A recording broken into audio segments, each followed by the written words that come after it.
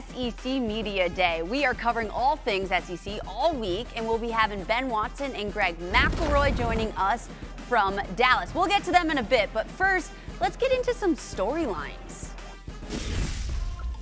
The SEC welcomes Oklahoma and Texas and says goodbye to the East and West divisions. The 16 teams will play 8 league games, with the top 2 meeting in the SEC title game in Atlanta. Now, for the first time since 2007, Alabama opens a season without Nick Saban as head coach. Coach Saban, who retired in January, led the Crimson Tide to 6 national titles in 17 seasons. Kalen DeBoer was hired from Washington to take over in Tuscaloosa. Now, after back-to-back national titles, Georgia failed to reach the college football playoff last season. However, odds makers are viewing it as a fluke. The Dogs are armed with a Heisman contender in QB Carson Beck, and they open as the preseason favorite to win the national title. Greg and Ben with us now, with ESPN Analytics giving 8 teams at least a 10% chance to reach the SEC championships. Greg, is it safe to say that the SEC is wide open this year? Well, wide open, Victoria. I don't know if I'd go that far, but it's as deep as it feels like it's been in quite some time. And with everybody kind of getting rid of divisions, and we've seen this now in the Big Ten, we've seen this in the Big 12 for years, and the ACC last year, seeing everyone get rid of divisions now kind of has things up for grabs, if you will, and kind of depends a little bit on what your schedule looks like. I mean, in most cases, it was Georgia's world and everyone else is just living in it back in the SEC East days. Now, they have to go to Bama, they have to go to Ole Miss, they have to go to Texas and route to what could be a very difficult road to the conference championship. So, looking at the depth of the league, Ben, I think there are so many teams that are very, very capable, and knowing that there's some unfamiliarity too with some of the new teams that are entering the league, that could also make it a little bit more difficult for some of these teams to perform at a high level consistently. Yeah, I agree. Not wide open in the sense that anybody can win. Look, you still have the same teams, some of the same teams that are going to be favorites in the SEC. You talk about a Georgia and Ole Miss, a Missouri, Texas now, obviously. So you still have that upper tier and, shall we say, lower tier. But to your point, Greg, any team can win, in the sense that you don't have to win your side of the division now to win. And I think that gives some teams hope. I think for other teams, it might be a little bit more difficult when you're used to being the big dog in the SEC East or the SEC West, and now there's no SEC East or West. It's wide open in that sense, which makes it more exciting for the fans as they watch, because all these fan bases are excited right now, especially at media days, because they know they have an opportunity for the championship. Especially Georgia. People are looking at Georgia to climb back to the mountaintop after, of course, Alabama unseated them a year ago. Now, we're going to look at the makeup of the SEC conference through the years, because 10 charter members remain from when the league was first formed in 1933. In 1991, the league added both Arkansas and South Carolina. They expanded again in 2012, adding Missouri and Texas A&M. 12 years later, they bring in both Oklahoma and Texas from the Big 12. Here's SEC Commissioner Greg Sankey, who spoke earlier today about the expansion. It's the imagery to which we're accustomed in the SEC. And then you saw something new. You saw Bevo, and you saw the Sooner Schooner. And you heard from 14 deep to 16 strong. 16 is our today, and 16 is our tomorrow. It is indeed, and we haven't seen an expansion since 2012. Big news. Ben, how do you see OU and Texas adapting?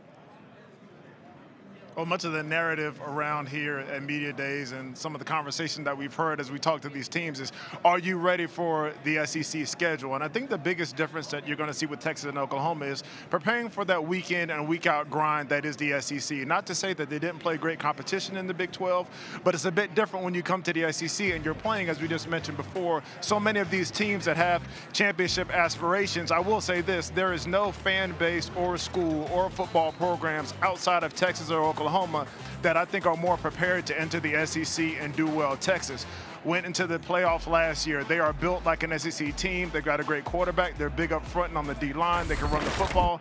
And Oklahoma, this is a storied, traditional, I was about to say franchise, but school. I mean, they've won a lot of football games, and so they're top 15 in viewership, both schools. They are made for the SEC.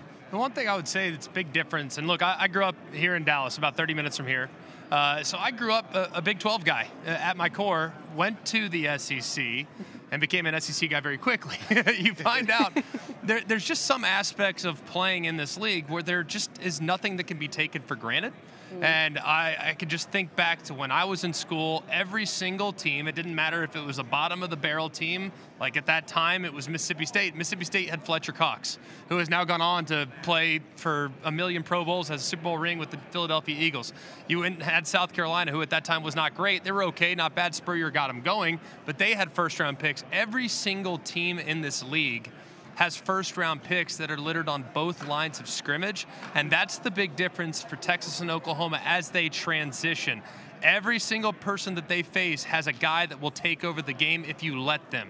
You don't see that all the time in the Big 12, and you just don't see that all the time in some of the other leagues as well. So I think that will be the challenge, is playing at a really, really high level every single week, because if you don't, there's going to be a week where you can get got when in the past, if you had your C game, you'd still likely be victorious. All right, let's get to some SEC win totals, and all odds are brought to you by ESPN Bet. Now, we'll be doing this all week long, hitting on the teams that speak each day. All right, Greg, LSU over under 9.5.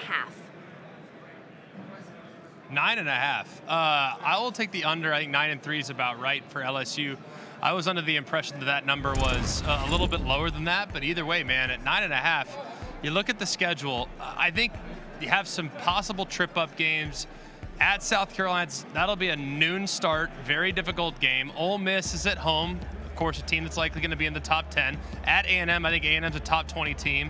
Bama at your house, top 10, top 5 team. And then at Florida, don't sleep on that one with Oklahoma finishing up. So to lose 3 there, I don't think is anything to be ashamed of, especially knowing the non-conference gets SC. This is a tough one, and I would have said under 2 before we got here, but after talking to Kelly, Wow. I think I'm gonna go. I think I'm gonna go over just because I think that they are. I think they're kind of a dark horse, if you want to call it that. But the offensive line is going to be really strong. I think it depends on Nussmeier, the way he plays. But I'm building confidence in him. I'm gonna take the Tigers. All right, let's keep it rolling. Ole Miss over under 9.5. Greg? I'll take the over here, and I actually think that Ole Miss is probably a 10-2 football team. With what they've added defensively along the line of scrimmage, I think they're more well-equipped to handle the circumstances and the challenges of this league. Yes, I think their schedule is actually sneaky tough. Now, people will look at it and say, oh, this is very manageable. I think at South Carolina is a little tricky. I think the Kentucky game's tricky. At LSU, of course, is difficult. Oklahoma comes to them. You got Georgia coming to them. So I think their schedule is sneaky tough, including the game at Florida. But the non-conference is a laugher. Anything less than 4-0 would be a huge surprise. If they manage expectations like we talked about before, I think this team can do what it did last year. I look at that Georgia game at home and say that's probably the only game right now, without knowing anything that's going to happen throughout the season, where I would say that they wouldn't be favored. I think that this team is ready, and I think that this is the right time for this team to make that move in the SEC. They're ready indeed. Now, another team that's ready too is South Carolina. All right, Greg, over under 5.5. You know, I was originally going to go under here. I'm actually going to go over. And part of me is feeling more and more optimistic after having talked with Shane Beamer that they're going to be really solid defensively. Now, they might not win a ton of games because their offense scores 28 or 30 or 35, but I think they can keep some teams in check. So I look at some of those games. I mean, the LSU at home, is that one they can get potentially? Can they get Ole Miss at home? Those are big questions. I think they can go to Vandy and get a win. I think they can get Missouri potentially at home. I think that's possible. They've gone to Clemson and won in the past. So I'm going to take the over. I think defensively and their ball control identity will help them a lot in getting closer to that win total. I think that's what's so difficult about South Carolina, because when you look at this team, they win by forcing turnovers. They win by playing great special teams, and they always are sneaky good on 1 or 2 games where you just don't expect them to win. I'm going under on that, but simply because I look at them last year, look at who they have coming back, the change at quarterback, the struggle they've had on the offensive line. I think they'll have a great defense, but I just don't know quite offensively if they'll have the firepower to win some of these games. Well, and I liked what Coach Beamer said. He said it's hard to outwork passionate people, and he's pretty passionate. So we shall see. All right, Greg, he is. Finally. He is that. He is that, for sure. And finally, Greg, Vandy, over under 2.5. Yeah, I think this team, they had a ton of people leaving the portal, and that was a challenge. But I actually think they've done a pretty good job of addressing what they need to become offensively. They go out, they get new offensive mentality, bring in Tim Beck, their new offensive coordinator from New Mexico State. They also bring with him their quarterback, Diego Pavia, who I think is a massive upgrade at that position, has played a lot of football. So I'm going to take the over on 2.5, and it's really going to come down to the non-conference. I think Virginia Tech's a tough one to expect them to be competitive in, but Alcorn State, I think they can get that. Ball State for sure.